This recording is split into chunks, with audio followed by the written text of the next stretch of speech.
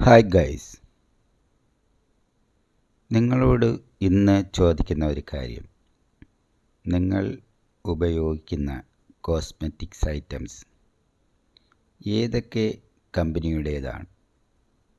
Perfume, soap, cream, lipstick, അങ്ങനെയുള്ള എല്ലാ cosmetics ഐറ്റംസും ഏതൊക്കെ കമ്പനിയുടേതാണെന്നും ഏതാണ് ബെറ്ററെന്നും കമൻറ്റ് ബോക്സിൽ അഭിപ്രായം രേഖപ്പെടുത്തുക. ഇതിനോടൊപ്പം ഒരു കഥ കൂടി പറഞ്ഞു പോകാൻ ആഗ്രഹിക്കുന്നു.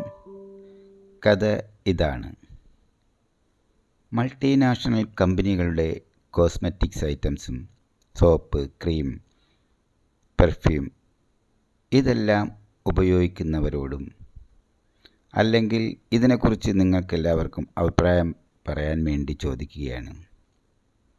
ആഴ്ചയിൽ 3 ദിവസം കുളിക്കുക മാത്രം ചെയ്തുകൊണ്ട്, എല്ലാ ദിവസവും കുളിക്കാതെ ആഴ്ചയിൽ 3 ദിവസം കുളിച്ചുകൊണ്ട് ഈ കോസ്മെറ്റിക്സ് ഐറ്റംസ് ഉപയോഗിച്ചാൽ നിങ്ങൾക്ക് സാറ്റിസ്ഫാക്ഷൻ കിട്ടുമോ?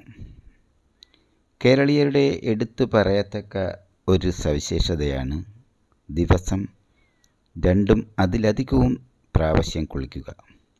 അങ്ങനെയുള്ള സാഹചര്യത്തിൽ കോസ്മെറ്റിക്സിനെ ഡിപ്പെൻഡ് ചെയ്തുകൊണ്ട്, മൾട്ടിനാഷണൽ കമ്പനികളുടെ ഐറ്റംസിനെ ഡിപ്പെൻഡ് ചെയ്തുകൊണ്ട് കുളിക്കാതെ ഇരിക്കുന്നതിനോട് നിങ്ങൾ യോജിക്കുന്നുണ്ടോ?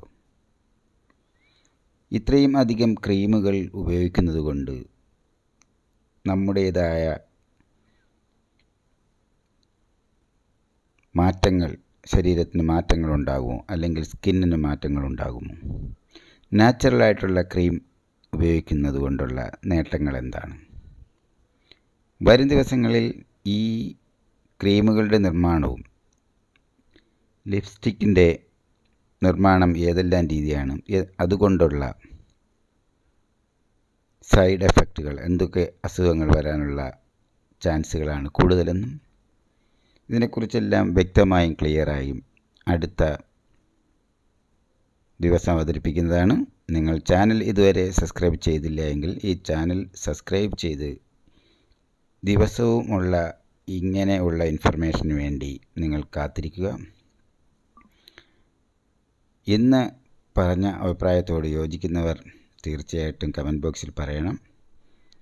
ഇത് ഒരു സ്റ്റാർട്ടിംഗ് വീഡിയോ ആണ്. ഒത്തിരി വീഡിയോയുമായി എത്തുന്നവരെ എല്ലാവർക്കും നന്ദി അറിയിക്കുന്നു.